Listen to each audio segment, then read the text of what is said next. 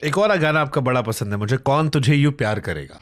अब इसको लेकर मेरे जहन में कई बार सवाल आता है कि एक तरफ मनोज मुंतशिर है जो तेरी मिट्टी जैसे मर्दाना देशभक्ति गाने बनाते हैं, एकदम जोश से भरे हुए कि आपको लबरेज कर दे, लेकिन उसी बीच में एक कोमल स्त्री के मन की जो इच्छाएं होती हैं उसको भी इजहार कर देते हैं। तो ये सरल होना इतना मुश्किल है। हालांकि इस गाने की बैक स्टोरी मैं जानता हूं, लेकिन फिर भी क्योंकि इस देश की पलक मुचल ने गाना गाया था और पलक का ये one of the favourite song है, और इस देश की लगभग सारी महिलाओं ने जब इश्क किया होगा अपने, जो कहते हैं ना जिसमें इश्क वाला इश्क होता है, वो प्यार मोहब्बत से ऊपर उठकर जो दिल से रूह तक जाता है, उस इश्क में शायद यही एहसास रहा होगा कि कौन तुझे यूं प्यार करेगा जैसे मैं करती हूं। हम वो देश हैं जहां अर्धनारीश्वर का कॉन्सेप्ट है। वो पुरुष अधूरा है जिसके अंदर एक स्त्री नहीं है, और वो एक स्त्री अधूरी है जिसके अंदर एक पुरुष नहीं है। तो हम तो यंग और यंग वाली बात को इस तरह से देखते हैं कि जब तक दोनों जुड़ नहीं जाते, जब तक मैं एक लड़की की तरह सोच नहीं सकता मैं क्या ही पुरुष हुआ, जब तक मैं उसका दर्द नहीं समझ सकता। मैं ये अक्सर कहता रहा कि जो औरत का दर्द नहीं समझता मनोज मुंतशिर उसे मर्द नहीं समझता। तो जब इस गीत की सिचुएशन हमारे सामने आई, ये गीत, इसकी बैक स्टोरी आप चाहें तो मैं बता दूं। वैसे पिछले पॉडकास्ट हमने बताया था, बताइए तो फिर ये आपने अपने बेटे के लिए लिखा था। हाँ, उससे आपने कहा था कि कौन तुझे यूं प्यार करेगा। एग्जैक्टली। तो इस गीत में एक बड़ी कमाल की चीज़ ये भी थी, मैं आपको मार्केट फोर्सेस कैसे काम करती हैं शायद पिछली बार बात नहीं की होगी।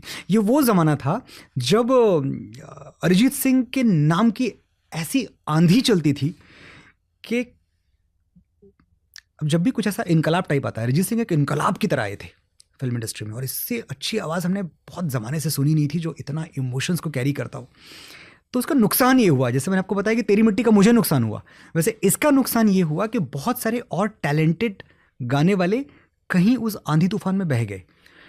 एक सबसे बड़ा नुकसान ये हुआ कि मार्केट फोर्सेस को ये लगने लगा कि सिर्फ मेल सॉन्ग्स चलते हैं, फीमेल सॉन्ग्स चलते ही नहीं है।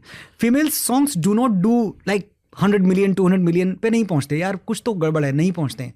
या तो डू इट, और अगर फीमेल सॉन्ग्स चलते हैं तो वो सिर्फ आइटम सॉन्ग्स चलते हैं। आप चिकनी चमेली बनाओ चलेगा, फेविकोल बना दो चलेगा, मुन्नी बना दो चलेगा, लेकिन नॉर्मल गाना वो मेल वॉइस में ही अच्छा लगता है क्योंकि तुम ही, वही अच्छा लगता है।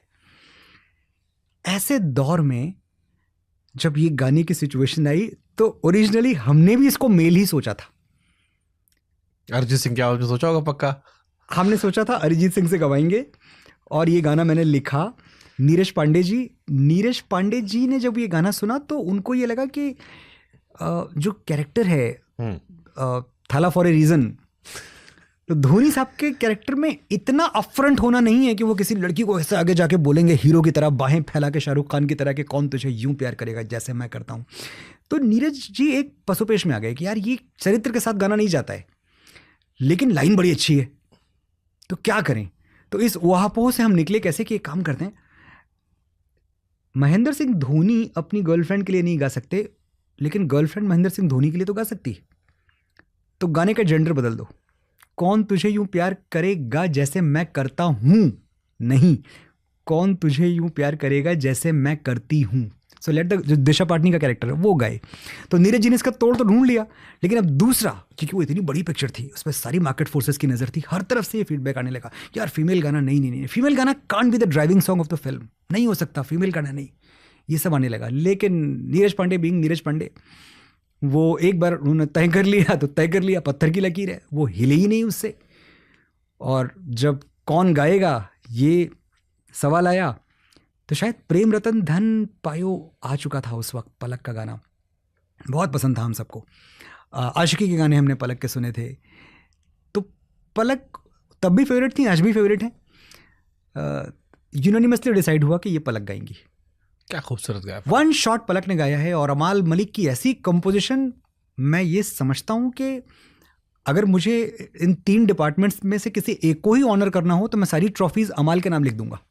Is very talented guy, is very talented. क्या गाना बनाया अमाल ने वो।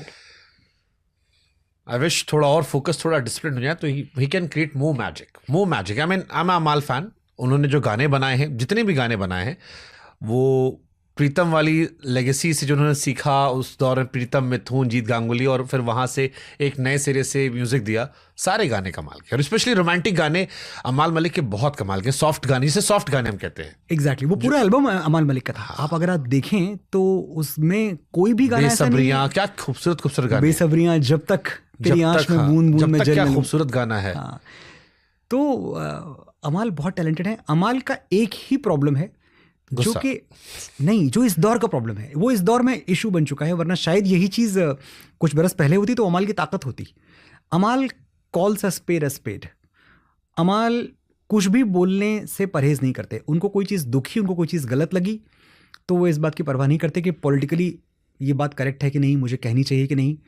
जो गलत लगा वो अमाल ने गलत बोला और पब्लिकली आके बोला। बट अमाल को मेलोडी की समझ बहुत अच्छी है। मुझे जो सबसे अच्छे खानदानी है भाई, डब्बू मलिक जी से जो जीन्स आते हैं, और उसके पहले भी दादाजी, चाचा जी, सरदार मलिक साहब, सारंगा, अनु मलिक जी, सरदार मलिक जी, डब्बू, एक पूरा खानदानी समझ है। आप अरमान को भी देखें तो अरमान की गायकी में आपको वो बात नजर आती है कि लगता है कोई उस्ताद गा रहा है। अगर आप अरमान की शक्ल ना देखो तो मैंने जब शुरू में, तो मुझे लगता है ये कोई उस्ताद जी गा रहे हैं क्या, इतनी बढ़िया गायकी है अरमान की। और वो 90s वाली, जैसे हम कहते हैं ना, आज के दौर में मेलोडी मिसिंग है। हाँ, जो अमाल ने चले आना बनाया था, ओहो क्या बढ़िया गाना बनाया। उफ उफ उफ, चले आना, मैं रहूं या ना रहूं, तुम मैं रहूं ना रहूं, वन ऑफ माय फेवरेट। फिर एक गाना केके के साथ उनका था, जख्म आए या आया, सब आए तुम ना आए, उससे केके के साथ भी कई गाने, एयरलिफ्ट फिल्म का तो कमाल, मतलब जितने भी गाने रहे उनके, सूरज डूबा से लेकर। बट रोमांटिक जो सॉन्ग थे, सॉफ्ट गाने थे, वो अमाल के बहुत अच्छे थे। जो अमाल ने बनाया, अरिजीत ने गाए, या अमाल ने बनाया, अरमान ने गाए। आई थिंक और हमें उसे अप्रिशिएट करना चाहिए था, उसे और गाने मिलने चाहिए थे। एक गाना अमाल का और मेरा था जो कि बहुत ज्यादा नहीं चला लेकिन बहुत सुंदर गाना था। फिल्म थी सनम रे।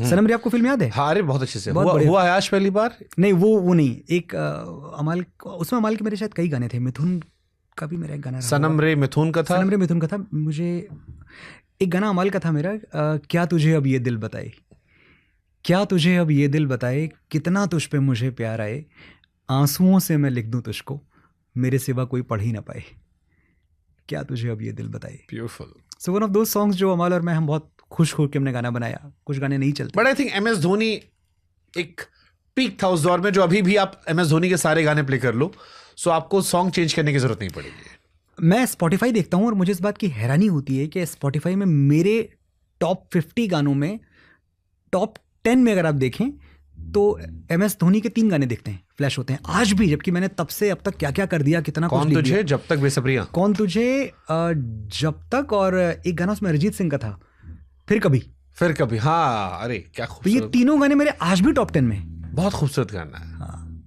वाह। तो अमाल ने वाकई जो अपने कलर्स दिखाए थे उस फिल्म में, जो शेड्स दिखाए थे, वो अद्भुत थे। और एक बात मैं कहूँगा कि बहुत सिक्योर फिल्म मेकर रहे हैं नीरज पांडे जी।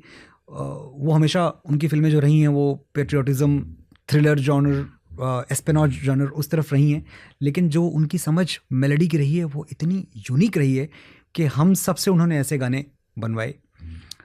और एक के बाद एक बहुत सारे गाने हैं उनके जो हमने साथ में किए। आप रोज़ाना देखें, नाम शबाना का, हवाओं की तरह मुझे छू के तू गुजर, रोज़ाना, वो कंपोजिशन रोचक कोहली।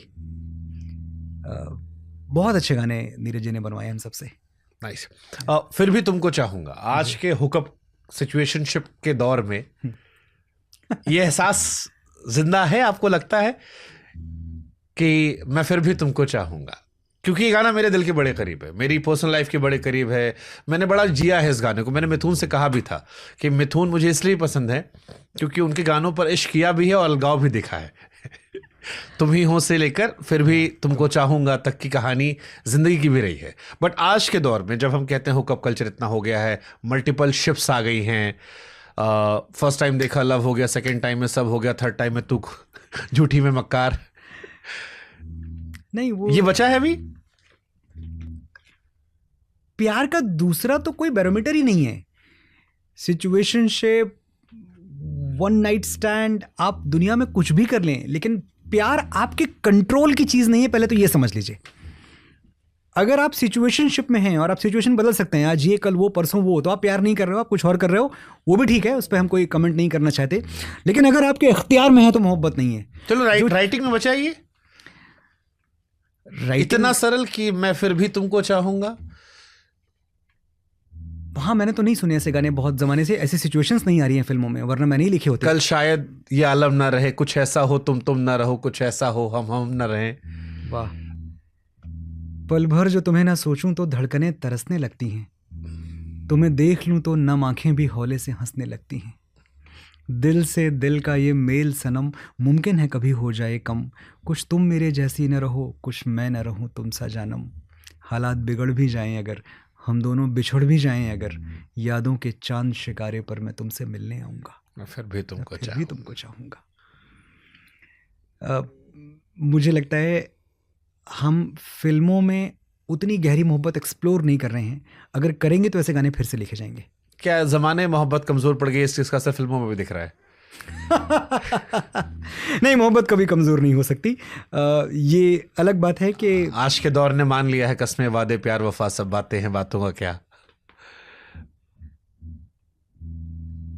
नहीं, ऐसा नहीं कि ये बच्चे मोहब्बत नहीं करते, लेकिन ये बच्चे किसी रिलेशनशिप को सीरियसली लेने से पहले बहुत एप्रीहेंसिव होते हैं, इतना फ़र्क है। हमें तुरंत प्यार हो जाता था, ये बच्चे नहीं करते, ये बच्चे वक्त देते हैं। ठीक है, I like that person, it's fine, but that doesn't necessarily mean कि इसके साथ मुझे अपनी पूरी ज़िंदगी गुजारनी है।